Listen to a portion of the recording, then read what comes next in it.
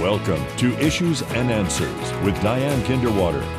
Issues and Answers is presented as a public service to inform, educate, and better the lives of New Mexicans.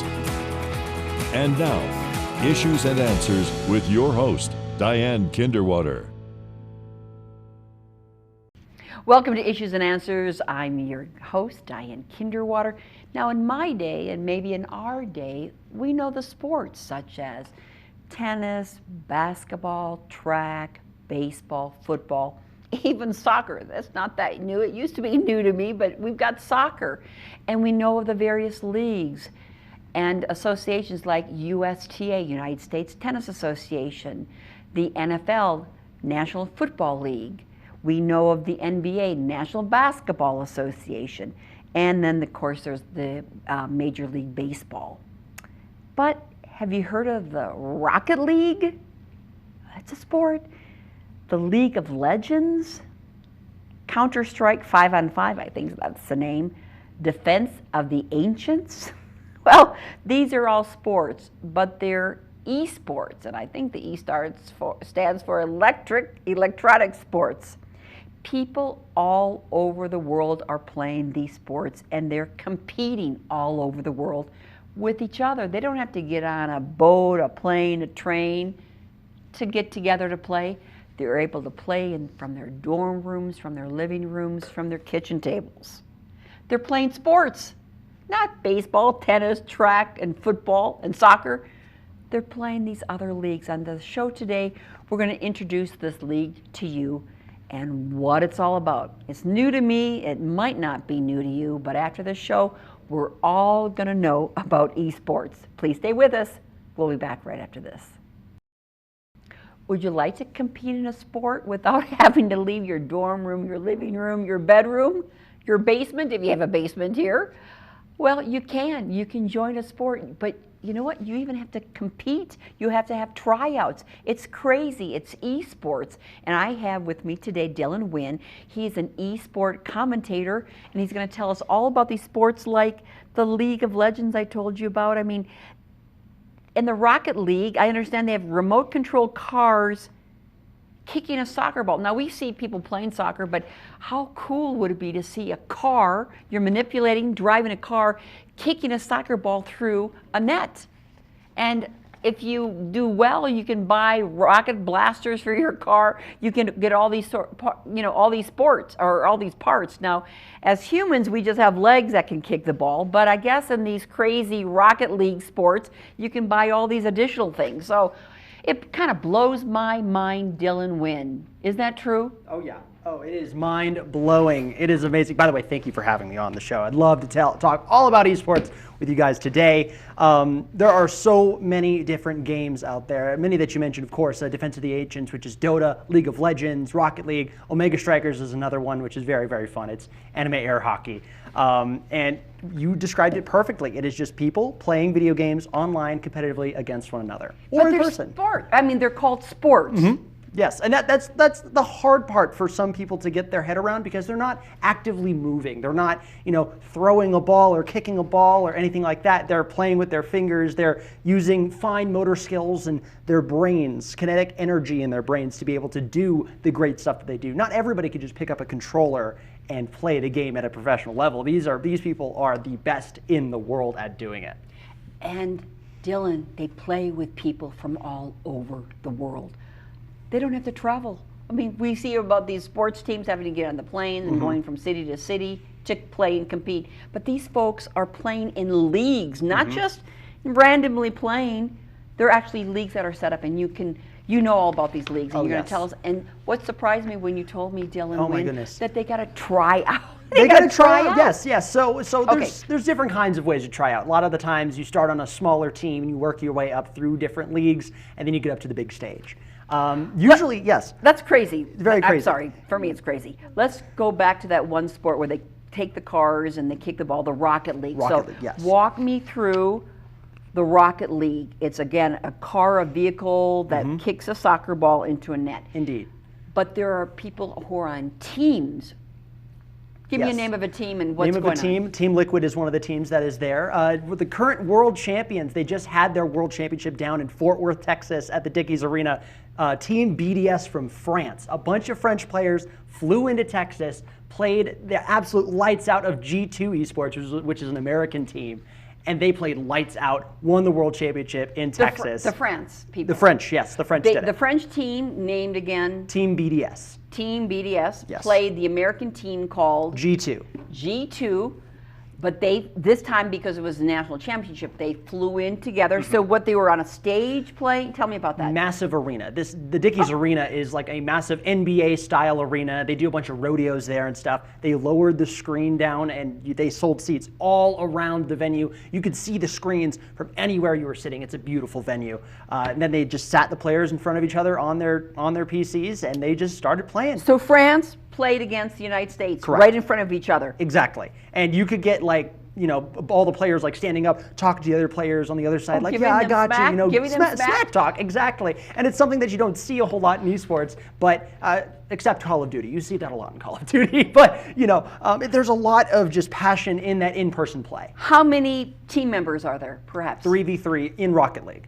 In Rocket League, 3 against 3, but like I see in the football, they're giving some smack to the other players, or they're not elbowing them or kicking them or hitting them in the head like I see them walking off the field. But they're still facing each other on a stage, and people are paying to come see this. Yes, yes, absolutely. Tickets were very affordable, I've got to say. I think they were around $35 to $50 per seat. And usually you get a 3-day pass out of that. For one day, it's around 30. So I think this year for a 3-day pass was around $155 just to go in, sit down, watch some Rocket League. And there was, I think, 24 teams total competing over that week. And then it just went down through the tournament. Gosh. Best team won. And that was from France, not the United States. Correct. So we call it a sport. Why do we call it a sport? Well, here's the thing: a lot of people can't really get their heads wrapped around, that it's a sport. They're like, no, you're sitting on your butt, you're playing video games. How is that a sport? The beats per minute, the heart rate of these players, they are burning so many calories just by focusing and using their brain energy. Your brain's a muscle too. And they're using a lot of brain energy, fine motor skills. You're displacing so many calories when you are playing video games at this high level. A lot of these players also have NBA level trainers, workout regimens, diet. They have, like these esports teams fly out these professional chefs to curate meals for these gamers so that they're not eating Doritos all day, they're not eating junk food all day. They're working out, they're in their peak physical shape so that their mental shape can be 100%. And they could play at their best. And you need all this dexterity and the mental combined together with your controllers, manipulating them, and actually it's the reaction time, I imagine, is what's needed. Yes, reaction time is super important. You see a lot of race car drivers and stuff that need that reaction time. The reaction time is very similar to that. Race car drivers, race car drivers, like actual race car drivers, like actual race car drivers, yes. But then again, there is a route in eNASCAR and iRacing, which is the online video game league for racing. There's a way that you can get from the video game onto the real track. We've seen a former Call of Duty professional, Crim6, go all the way from being a sim car driver all the way up to winning races in real cars in a Porsche. The route is there. You're able to take it, and you can make that jump in that esport. So they have trainers, they have chefs, they have dietitians, they have workout regimens. All of these esports, I mean, not all of them, but to get to that high level, have all of this. Trainers. Yes. Trainers. Yes, trainers, physical trainers, a lot of mental health trainers as well. You're dealing with a lot of mentality in this game. And you're seeing a lot more sports teams and your traditional sports players. They're the ones, these teams and players are trying to fund mental health initiatives. So you're seeing a lot more of that in esports as well, because you're dealing in-game, virtual, not a whole lot of physical, but a lot of mental stresses and stressors. If you're playing on a stage in front of thousands of people, you're going to feel the heat a little bit. So having those physical trainers, mental trainers there is beautiful. And of course, you're playing in front of thousands of people on the stage, but worldwide, thousands, hundreds of thousands, even millions in some cases. Yes. So they're able to log in as well to watch this championship sport? Yes. So sports are esports are usually broadcast online. You can't really tune to ESPN or to another local channel. You can't tune into KOB and watch it. Or KCHF TV. KCHF TV. But exactly. we have you here telling Exactly. about it. Okay. So it's live or live. Exactly. Broadcast. It's live broadcast on either YouTube or Twitch. Those are the main two key players in this billion-dollar industry of streaming. Oh my gosh. So they're on a team, they try out.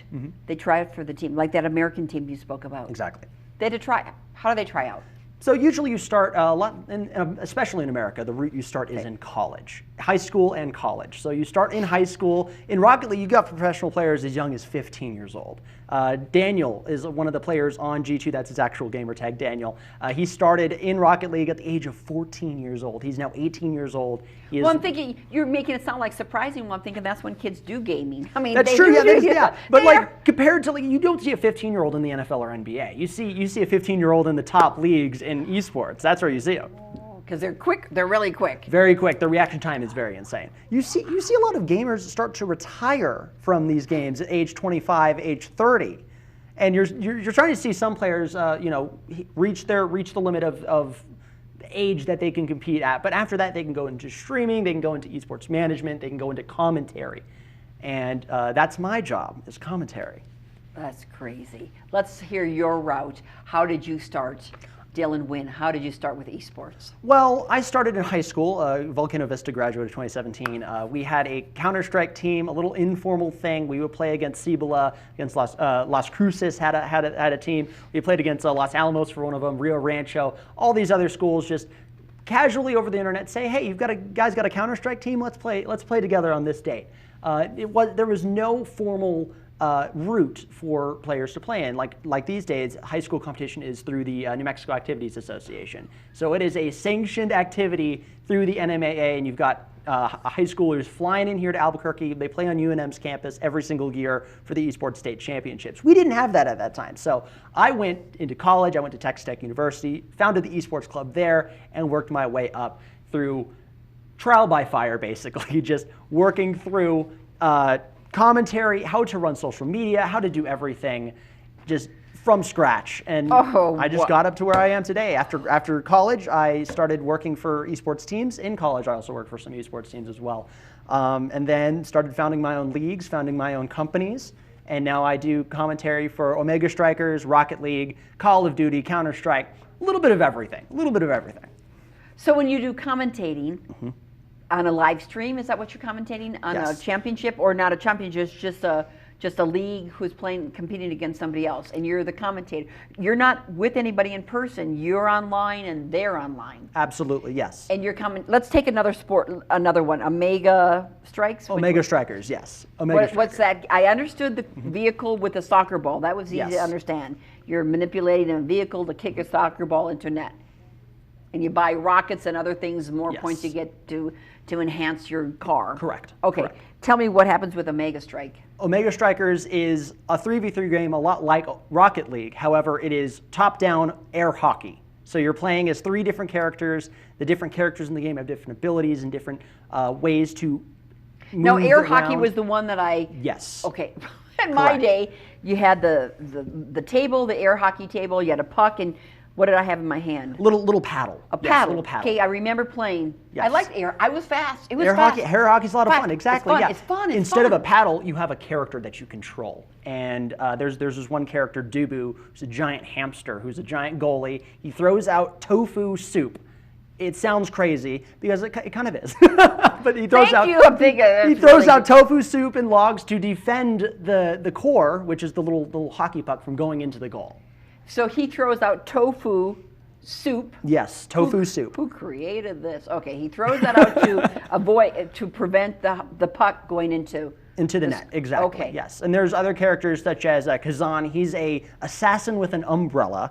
That's interesting. Now I'm saying it out loud, it kind of sounds a little crazy, but trust me here, it's a very, very fun game. You've got a witch named Era who summons tornadoes and other weather events on the field. This is all in Omega Strikers. That is correct. 3 people play. High school and college kids are playing this. Correct. Yes. In leagues. We're seeing an explosion of college talent in Omega Strikers. It's a very, very small indie game, but I run the league for it called the Collegiate Course Strike League. And we're seeing a massive, massive wave of new students coming in to play this video game. And we're starting efforts on the scholastic end as well to get high schoolers into the game and to support the league that we have for collegiate. And then hopefully once they leave college, they keep advocating for the game. They go play professionally. They go play in the higher leagues such as NASA, other of the leagues up there, and become a pro at the game. But you organize the leagues collegiately. Yes, correct. So is there a term or is there a name for the collegiate league? Yes, the Collegiate Course Strike League. The in-game name for this air hockey sport in Omega Strikers, in the universe, in the lore, is Course Strike. So we're like, hey, we all play this sport of Course Strike. Let's name it the Collegiate Course Strike League and not like Collegiate Omega Strikers or anything like that. So next year, 2025, where could people see this? How can people hear you commentating on a Course Striker game? You can find us at twitch.tv/Odyssey Interactive. Odyssey Interactive is the developer. Twitch.tv. Yes, twitch.tv/Odyssey Interactive, like the Iliad and the Odyssey, Odyssey Interactive. They are the developers of Omega Strikers. They've been super gracious to let us use their channels and their social medias for everything, so I'd like to thank them as well. And how would I find out what time the game is at? Go to our social media at CCLOS. CCLOS, that is CCLOS, all one word, or you can go to collegiateos.com. We'll have a full schedule there as well. Unbelievable. And you're saying high schoolers are playing in the New Mexico Athletic Association, not Athletic Activities Association, yes. has condoned this. They have condoned multiple esports here in New Mexico. They have Rocket League, Smash Brothers, Super Smash Brothers. They have, I believe, Splatoon is one of them as well, which is a little 5v5 game where you shoot paint around an arena as a squid. It's made by Nintendo, so it's got to be good. But yeah, you've got all sorts of different games that are being put on as tournaments for high schoolers and middle schoolers to compete in. And then at the end of the year, the best teams fly out here to Albuquerque. They all compete in classes 1A through 6A, just like in football, basketball, soccer, in activities and in athletics, and then they compete for the state championships. What month is that usually? It's usually around, I want to say February. I want to say it's earlier in the year, or it's May. It's one of the two. Definitely check it out on NMAA's website, though. Oh my gosh. Oh yeah. David, state championship.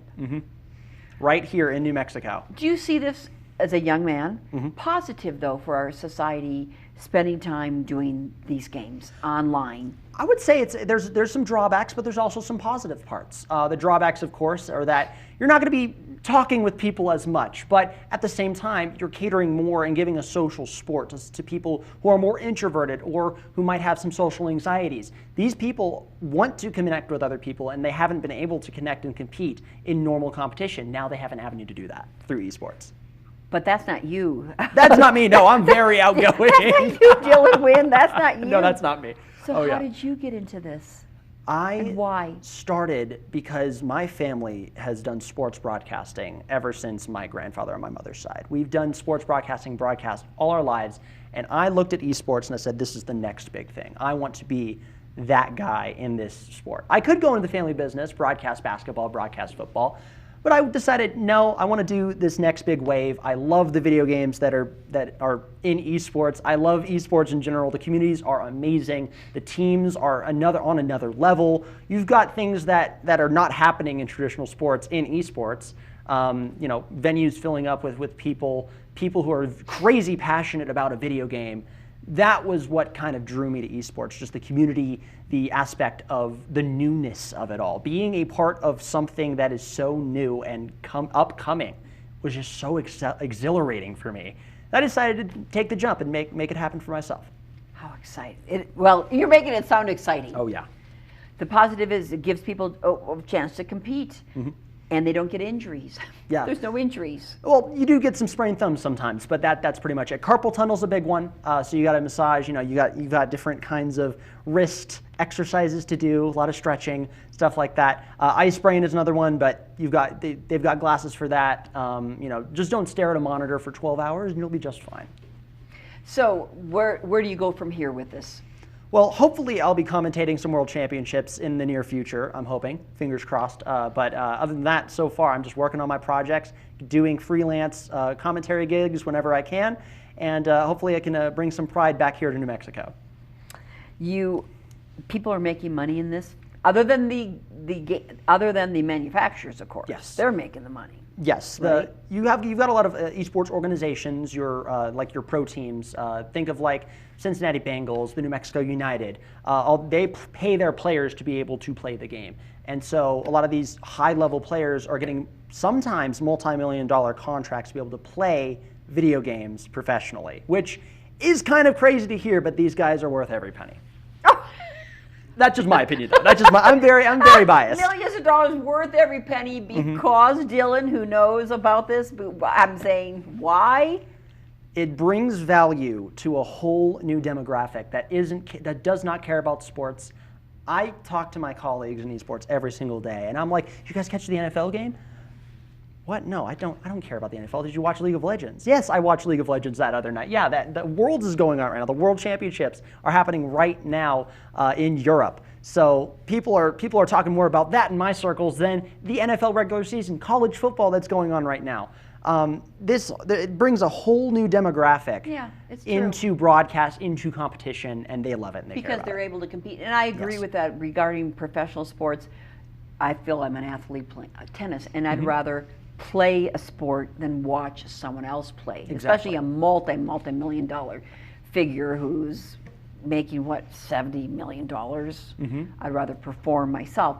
So this is actually giving these other people around the world an opportunity to feel maybe the success and the happiness and the support and the adulation of these other multi-million-dollar football players. Exactly, and it's the same as regular sports. The 99.5% of people playing it will never go pro, but at least they'll be able to compete on a team, they'll be able to play with their friends, have a lot of fun. It's super accessible, just like how football and soccer is here in the US. You just need a ball. All you need here is a video game console or a PC to be able to play. Isn't that funny?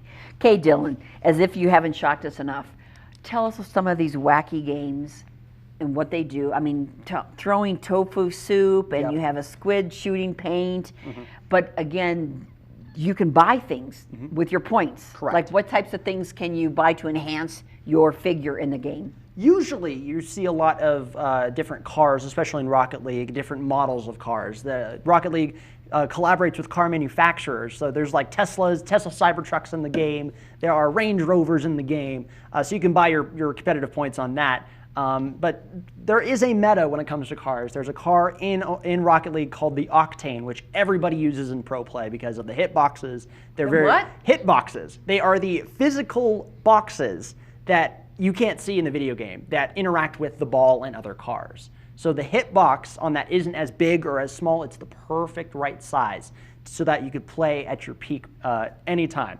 So more people use the Octane than any other car. Some other cars aren't great hitbox-wise. They don't look great. Most of the stuff you see to spend points on are skins, cosmetics, stuff like that. Skins? What's a skin? Skin is like a paint job for your Rocket League car. So a lot of these Is that going to proteins, make it go faster or better? Unfortunately, I have a red Chevy Spark, and it does not go faster than a white or a green or a blue Chevy Spark. So unfortunately, it does not make you go faster, but it makes it look cooler. I think that's even better. So with your points, you're able to buy. I do agree too. Yes. So with your points, you're able to buy things like paint, a paint job. Correct. And You call it a skin, I call it a paint job. and Okay. sometimes these paint jobs have the professional organizations that compete in the game. So you can get these professional organizations get their logo on the side of a car or a flag antenna. They got these little antenna flags. And they might So pay them hilarious. for carrying that. Exactly. Oh boy, Dylan. Wow. What else can you shock us with?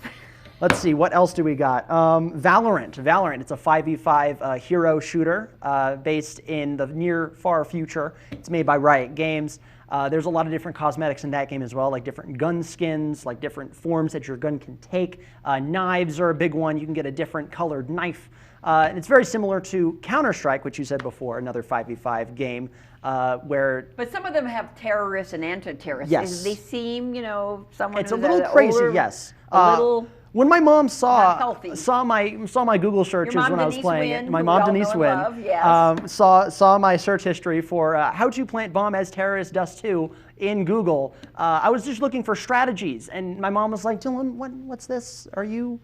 Is there something nefarious?" No, Mom, it's just a video game. Don't worry. But yes, in Counter-Strike, there are two different sides, the terrorists and the counter-terrorists. The entire objective is to try to defuse or plant a bomb, depending on what side you're on. Diffuse is good, planting not so good. Exactly.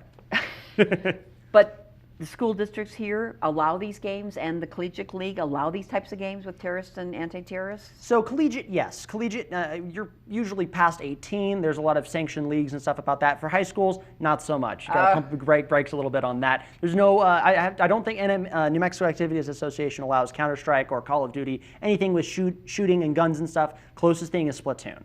Okay, but good. But the collegiate leagues do allow. Yes, they do allow this, and a lot of players go pro from collegiate straight off. Is there any warning to some of these games, Dylan? Absolutely. Make sure to check the ESRB ratings for any game that you want to install. If you are a parent, make sure to check that as well. It's very, very important. Make sure that your child is E for everyone. 10 plus is ages 10 and up. Teen, if you're a teenager, that's perfect. M is for mature. A is for adult. Make sure to read the ratings before you buy games for your kids. Wonderful. Hey, what a delight you are. Thank you so much, Dylan Wynn, the son of Denise Wynn. Amazing. Again, this has opened up a whole new world to me and to maybe some of our audience. So we thank KCHF TV for bringing you, Dylan Wynn, under this program to talk about esports, something new and different for me. Not sure if I'm going to play them, but now I know about it. I know there's a whole new audience, a whole new generation who does enjoy competing like this. Best to you and your family. Thanks for watching this program. I'm Diane Kinderwater. Make it a great week. We'll see you next time. Bye-bye. Issues and Answers with your host Diane Kinderwater is presented as a public service to inform, educate, and better the lives of New Mexicans. To comment on today's program, email us at info@kchftv.org or call us at 505-345-1991. Join us again for Issues and Answers with Diane Kinderwater.